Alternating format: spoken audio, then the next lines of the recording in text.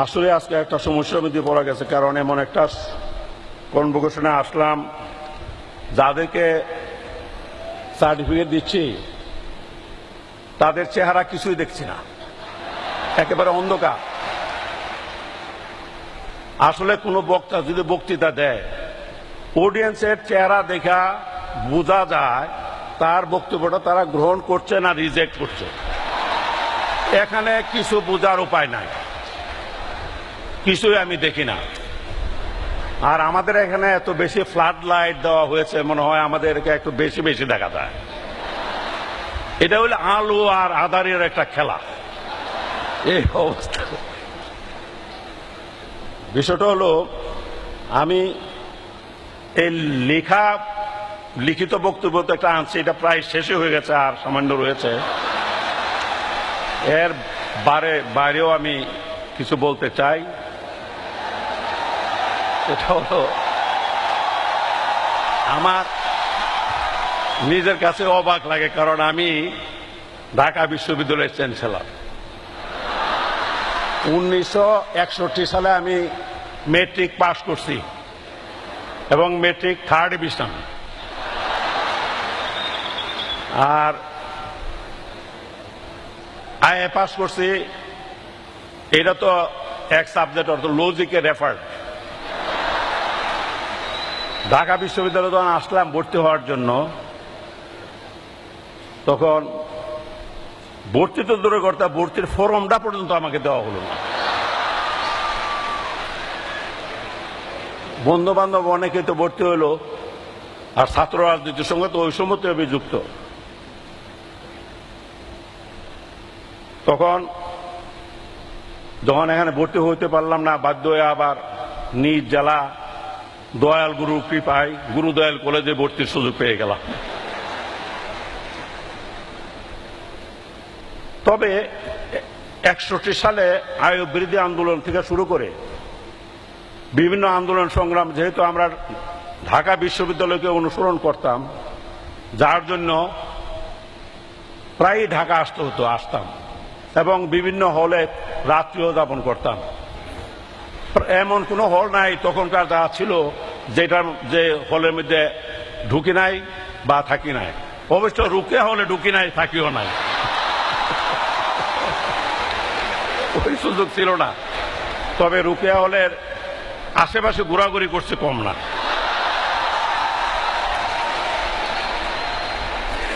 বন্ধু বান্ধব যারা ইউনিভার্সিটিতে পড়ে তারা তো তখন গল্প করে যে কনভোকেশন, এই কনভোকেশনে তারা যে কনভোকেশন ক্যাপ এবং গাউন এগুলি, তা আমরা তখন কলেজে পড়লো, সেটাও ঢাকা বিশ্ববিদ্যালয়ের অধীনে ছিল।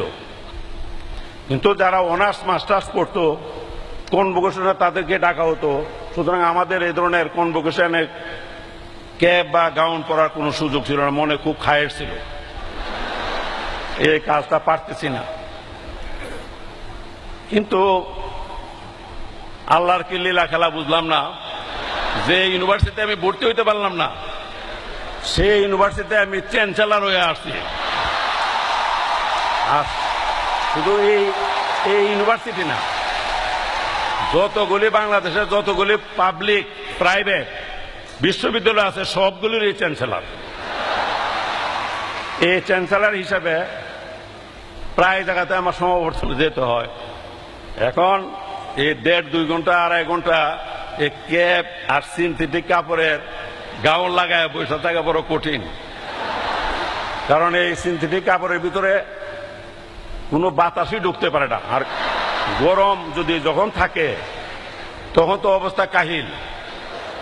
আমি আমাদের সম্মানিত ভিসি সাহেবকে অনুরোধ করছিলাম যে আমাদের কনভোকেশনগুলো যে শীতকালের দিকে হয় তা একটু সুবিধা হয়, কারণ আজকে আমি এই যে অন্ধকার, যদি এটা আজকে যেহেতু উপরে ত্রিপাল দেওয়া হয়েছে, ত্রিপাল দেওয়ার কারণ হলে কি বৃষ্টি যে কোনো সময় আসতে পারে, লন্ড বন্ড হয়ে যাবে, এটা প্রিকশন হিসাবে ত্রিপাল দেওয়া হয়েছে।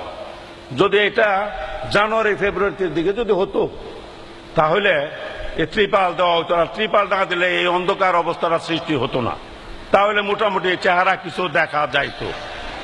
সুতরাং ভবিষ্যতে ভিসি মহোদয়কে আমি অনুরোধ করব কনভোকেশনগুলো যেন মোটামুটি শীতকালের দিকে যখন বৃষ্টি বাদলার কোনো সম্ভাবনা থাকবে না ওই সময় করার জন্য। আমি ছাত্র রাজনীতি করছি এবং একটা তদানীন্তন কিশোরগঞ্জ মহকুমার একটা ছাত্র সংগঠনের প্রতিষ্ঠাতা সভাপতি হিসাবেও আমি কাজ করেছি এবং গুরুদয়াল কলেজে আমি ভিপি জিএস ছিলাম নির্বাচিত। তখন ছাত্রদেরকে আমরা এমনভাবে চলছি, তাদের সঙ্গে এত ভালো ব্যবহার করছি যাতে এই ভিপিতে দাঁড়ালে জিএসে দাঁড়ালে যাতে আমার ভোট দেয়। আর ভালো ভালো ছাত্র যারা মেট্রিকে ফার্স্ট ডিভিশন পাইছে বা ইন্টারমিডিয়েট ভালো রেজাল্ট করছে এদেরকে রিকোয়েস্ট করতাম যে আমাদের দলে করা, তারা একটু রাজনীতি থেকে একটু দূরে থাকতে চায়। তখন তাকে দুর্বল করার সময় এমনও খবর রাখছি, অনেক সময় খবর পেলাম একজন ফার্স্ট ডিভিশন মেট্রিক পাস হচ্ছে লজিং থাকে, সে জ্বরে আক্রান্ত, তার জন্য ডাব কলা আনারস মানারস নিয়ে দেখলাম গেছি। অর্থাৎ তাকে দুর্বল করা যাতে আমার দলের সঙ্গে সম্পৃক্ত হয়। এইভাবে সাধারণ ছেলেদেরকে, তারা যখন সাধারণ ছেলেরা যখন কলেজে ভর্তি হওয়ার জন্য আসতো তখন তাদের ফর্ম পর্যন্ত পরীক্ষা মানে ভর্তি ফর্মগুলি ফিল আপ করে দিছি। প্রথম তারা বুঝতো না, নিজেরা এসে ফর্ম ফিল আপ করে দিছে। এইভাবে সাধারণ ছেলেদের সঙ্গে সম্পৃক্ত হয়েছে যাতে তারা আমাকে ভালোবাসে, আমার সংগঠন করে, আমাকে ভোট দাঁড়ালে ভোটে দেয়, আমার প্যানেলকে ভোট দেয়, এই ধরনের ভাবে চেষ্টা করছি। কিন্তু এখন কি হয়েছে বুঝি না। এখন নিজের কথা আর কি বলবো, মানে সব কাজ একটা অগ্রিম করে ফেলছি। তো মেট্রিক পাস ইন্টারমিডিয়েট পরীক্ষা দিয়েই ইনশাল্লাহ বিয়া কাম করে লেছি, বিয়ে করে ফেলছি। এখন বিশ্ববিদ্যালয়ের অনেক ছাত্র সংগঠনের শুনি ছাত্র নেতাদের প্রেসিডেন্ট সেক্রেটারি বা বড় বড় পদে যারা আছে তারা বয়স থেকে 45 থেকে 50, মানে 45 থেকে 50 যদি হয় তাদের বয়স, যারা ছাত্র নেতা। তাহলে আমি তো 20 বছর বয়সে বিয়ে করছিলাম, না আমি আর্লি করছি। তবে মানে 25-26 বছর তো মোটামুটি একটা বিয়ার বয়স বলা যায়। তো 25 বছর বয়সে যদি একটা লোক বিয়া করে তো 50 বছর হলে তো তার একটা ছেলে, 21-22 বছরের একটা ছেলে তারই থাকবে, ওই ছেলেই তো ইউনিভার্সিটিতে পড়ার কথা। এখন কি বাপ পুত মিল্লা একসঙ্গে ইউনিভার্সিটিতে পড়বো নাকি?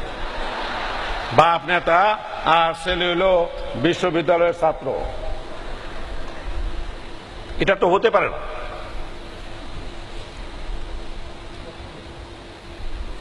এই যে তারা যাতে ইউনিভার্সিটির রেগুলার স্টুডেন্ট, যারা সত্যিকার ভাবে যারা ছাত্র, তারা যাতে ছাত্র নেতৃত্বে থাকে। আর একটা 45-50 বছর বয়সের একটা ব্যক্তি যদি এখানে ছাত্র সংগঠনের নেতৃত্ব দেয় তাহলে এই ইউনিভার্সিটির 20, 22, 23, 24 বছরের ছেলে মেয়েরা যারা আছে তাদের সঙ্গে তাদের অ্যাডজাস্টমেন্টটা কি করে হতে পারে, এটা তো আমি বুঝি না। সুতরাং ঢাকা ইউনিভার্সিটির যে ডাকসু নির্বাচন ইজ এ মাস্ট, এই ডাকসু নির্বাচন করা দরকার। ডাকসু নির্বাচন যদি না হয় তাহলে মানে ভবিষ্যৎ নেতৃত্ব এই দেশের জন্য একটা শূন্যতার সৃষ্টি হয়ে যাবে। অবশ্য কেউ কেউ এ কথা বলতে পারেন যে 20-25 বছর বিয়া না করে, যেমন আমাদের 2 বছর আগে আমাদের মাননীয় রেলমন্ত্রী বিয়া করছে 65 বছর বয়সে। আবার কেউ যদি ওই এক্সাম্পল দেয় যে রেলমন্ত্রী তো 65 বছর বয়সে বিয়া করছে, এটাও ঠিক, এটা খুবই রেয়ার কেস। এখন সবকিছুই সময়েরটা সময়ে ভালো, অসময়ে কোনো জিনিসই ভালো হতে পারে না। এমনকি আমাদের যে মৌসুমি ফল, যেমন আমাদের এখানে বলে যে 12 মায়া কাঁঠাল, এটাও আছে, কিন্তু এই বৈশাখ জ্যৈষ্ঠ আষাঢ় মাসের যে কাঁঠাল, এই কাঁঠাল যে মজা লাগে, কার্তিক মাস অগ্রহায়ণ মাস আশ্বিন মাসের কাঁঠাল সে মজা লাগে না, এটা মনে রাখতে হবে। সুতরাং আমার অবশ্য ইতিহাস সবই অন্যরকম। 61 সালে মেট্রিক পাস করলে 65 সালে বিএ পাস করার কথা ছিল, এই বিএ পাস করলাম 68 সালে, 69 সালে, অর্থাৎ 4 বছরের জায়গায় প্রায় 8 বছরের লাগা গেল। বলতে পারেন এত ছাত্র খারাপ ছিলাম এটা ঠিকই, পাশাপাশি শুধু ছাত্র খারাপ ছিলাম এই কথা বললো ঠিক হবে না, কারণ 2 বার পরীক্ষা দিতে পারি নাই, পরীক্ষার সময় জেলে বন্দি থাকতে হইয়াছে। এটারও একটা কাহিনী আছে। যখন নাকি বিএ পাস করতেই পারি না, তখন আত্মীয় স্বজন বন্ধু বান্ধব বাড়িতে গেল একই কথা, যে বিএ পাস কবে হইব, কি ব্যাপারটা, এই উত্তর দিতে দিতে আর ভালো লাগে না। পরে একটা চিন্তা করে ভাবলাম যে তখন আইয়ুব খান মুনায়েম খাঁর বিরুদ্ধে আন্দোলন করতেছি, আন্দোলন তুঙ্গে। পরে এক জনসভার মধ্যে, কিশোরগঞ্জে বিরাট জনসভা স্টেডিয়ামে, সেখানে বক্তৃতার মধ্যে ভাই সব ভাইয়ের আমার, যতদিন পর্যন্ত স্বৈরাচার আইয়ুব খান মুনায়েম খানকে উৎখাত করতে না পারবো, ততদিন পর্যন্ত আমি বিএ পাস করতে চাই না। প্রায় 70-80 হাজার জনতা ছিল মাঠের মধ্যে, সবাই করতালি দিল, জায়গা একটা সার্টিফিকেট পেয়ে গেলাম। এরপরে আমার আর কেউ বিএ পাস করবে হইব না এটা নিয়ে আর কেউ কথা বলে নাই। এই একটা অবস্থার মধ্যে আজকে একটু আমার গলাটা বসে গেছে গিয়া, নাহলে আর কথাবার্তা আরো অনেক কিছু বলতাম। যাই হোক, আর কথা বলাতে চাই না। আপনারা ভবিষ্যতে যদি আপনাদের এখানে আসার সুযোগ সৌভাগ্য হয়, তাহলে কথা আসলে লিখিত বক্তব্য যারা ভালো ভালো কথা লিখছি, কষ্ট করে লিখছি, আমার অফিসের কর্মকর্তারাও আমাকে সহযোগিতা করছে, কিন্তু এই মনের কথা সবকিছু লেখা বড় কঠিন।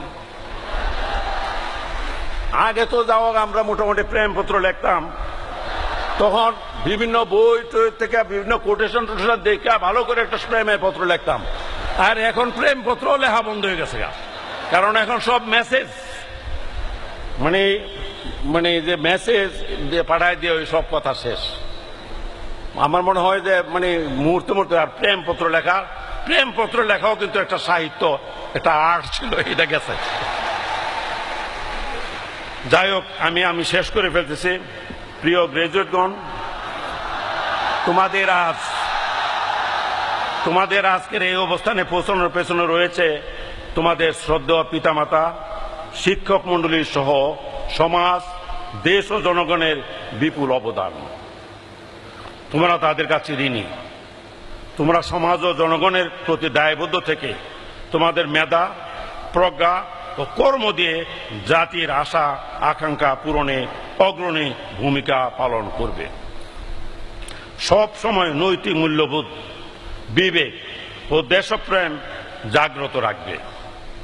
কখনো অন্যায় ও অসত্যের কাছে মাথা নত করবে না। তরুণরাই জাতির কর্ণধার, ভবিষ্যতে তারাই দেশ পরিচালনা করবে। আজকের প্রতিযোগিতামূলক বিশ্বে টিকে থাকতে হলে জ্ঞান বিজ্ঞানের প্রতিটি ক্ষেত্রে নিজেকে অধিক যোগ্য করে গড়ে তুলতে হবে। প্রতিদ্বন্দ্বিতা মোকাবেলায় সবসময় সাহসী ও উদ্যোগী হতে হবে। তোমাদের সঠিক নেতৃত্বে দেশ হবে সমৃদ্ধ, উন্নত। জাতি তোমাদের দিকে তাকিয়ে আছে। মনে রাখতে হবে নিজেদের আত্মপরিচয়ের কথা, মাতৃতুল্য এই বিশ্ববিদ্যালয়ের কথা। অনেক রক্তের বিনিময়ে অর্জিত স্বাধীনতা, আমাদের প্রিয় দেশটির কথা। বললে চলবে না, তোমাদের সামান্যতম নেতিবাচক কর্মকাণ্ড আমাদের বিশাল অর্জনকে ম্লান করে দিতে পারে। আর একটা কথা বলি, কর্ম উপলক্ষে তোমরা পৃথিবীর যে প্রান্তেই থাকো না কেন, এই দেশ ও জনগণের কথা ভুলবে না। তোমরা বড় হও, সফল হও, তোমাদের উজ্জ্বল ভবিষ্যৎ কামনা করি। পরিশেষে সবাইকে আবারও ধন্যবাদ ও শুভকামনা জানিয়ে আমার বক্তব্য শেষ করছি। আপনারা সবাই ভালো থাকুন, সুস্থ থাকুন। খোদা হাফেজ। বাংলাদেশ চিরজীবী হোক। আসসালামু আলাইকুম।